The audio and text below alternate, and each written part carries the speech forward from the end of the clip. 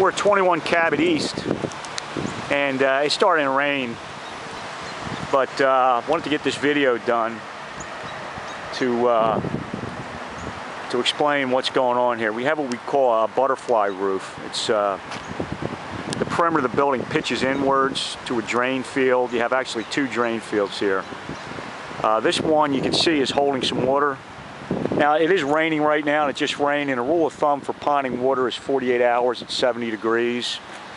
In other words, whatever does not evaporate in 48 hours at 70 ambient temperature is considered detrimental to a roof. I'm not sure how much of this would evaporate in 48 hours, but I would think a good bit of it. This really isn't that much. I just did speak with the GAF representative, and this roof is under warranty, which is really the overriding issue. They're the ones that would honor this, whether it was deemed to have a pond or not. And he's telling me it's under warranty, it's been under warranty. So that tells me that this ponding is not really that big of an issue. There was a patch put in right here. There's a similar patch on the other side of the roof, right over there. Barely make it out. And then we have a little depressed area under this unit. You know, there are some hot spots on this roof. But overall, because of the aggressive pitch, you know, speaking in broader terms now, looking at the value of this roof system, because its design includes an aggressive pitch, it immediately makes this an advantageous roof system. You don't have a dead flat roof that's going to hold a lot of water and have a lot of irregularities in it. This benefits from the design. And you know, in general terms, it looks pretty good. I mean, I just spoke with the rep, and he's familiar with the roof, and we all are in agreement that this roof really is not that distressed. Yes, it's older, it's moving towards the end of its warranty period, but it's still in pretty good condition. And we've got some drain screen off right here, but those are adequate drains.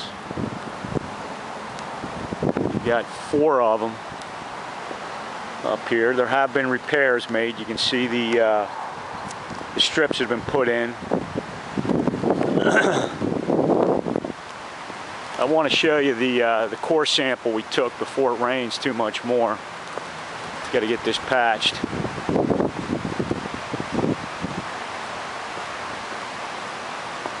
You've got about 2 1/4 inches of roofing here. You have wood fiber against steel. About 1.5 inches of wood fiber right on a steel deck.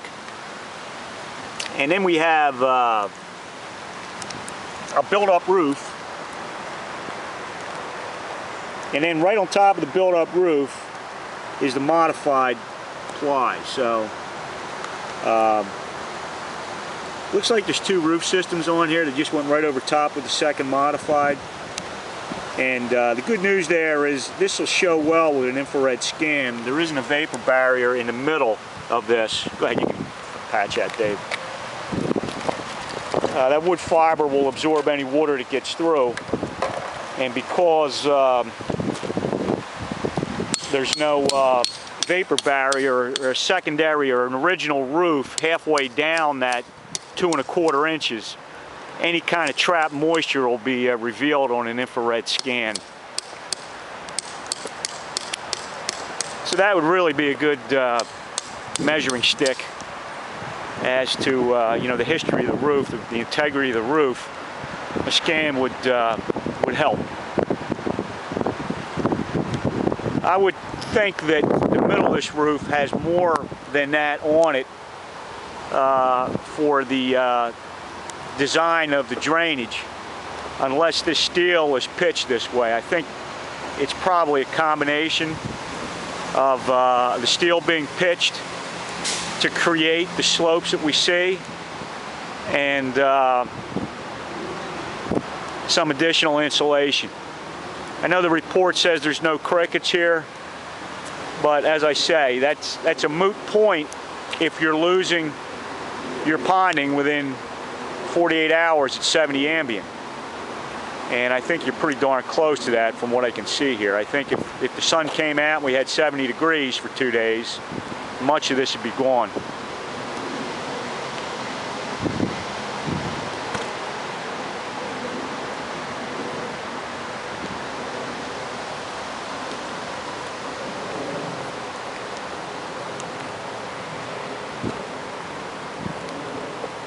The rep also said that there is a coating system that can be put on this to extend the warranty for 10 years. That's not an NDL warranty, however, it's a labor and material warranty. Can't get more details on that. But he also said that he would not be willing to do that at this time of the year. He would want to wait until next year when the temperatures are more conducive to a coating system on a roof such as this. So that would have to be postponed, but it can be done, and we'll get numbers on that.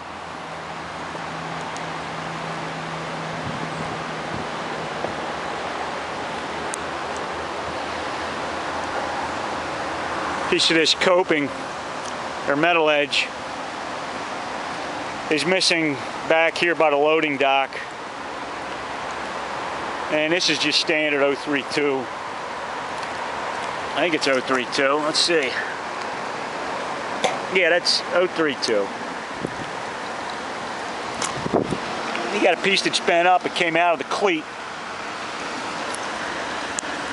This is the cleat.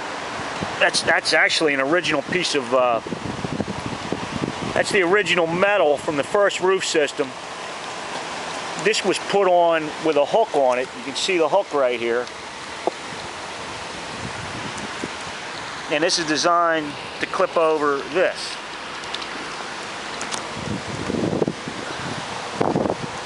So that needs some attention. Here's the piece that's missing in here.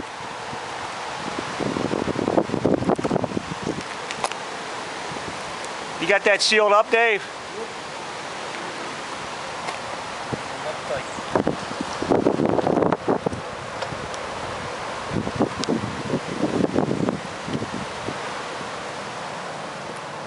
You got some trees that are overhanging the back over there that really should be cut back, because they're going to just, those leaves are going to get right into those baskets, and right now the baskets are actually out of the drain. Somebody must have opened them up for some reason, but none of the baskets are in the drains right now. And you know, you just don't want to have to make this a maintenance nightmare up here with, you got a little forest going on in the back that you don't want to have to be policing the roof constantly to keep the leaves out of the drains. And along those lines, it would really be wise, knowing that you still, no matter what you do, you have trees up on a hill, they're going to blow leaves down here. It'd be wise to include a roof hatch on this roof and an inside ladder that makes access easy for inside personnel. It's just nice to have. You can monitor things up here a little easier, and certainly it would pay for itself in allowing in-house maintenance to do the normal things that would save you from hiring outside contractors to do.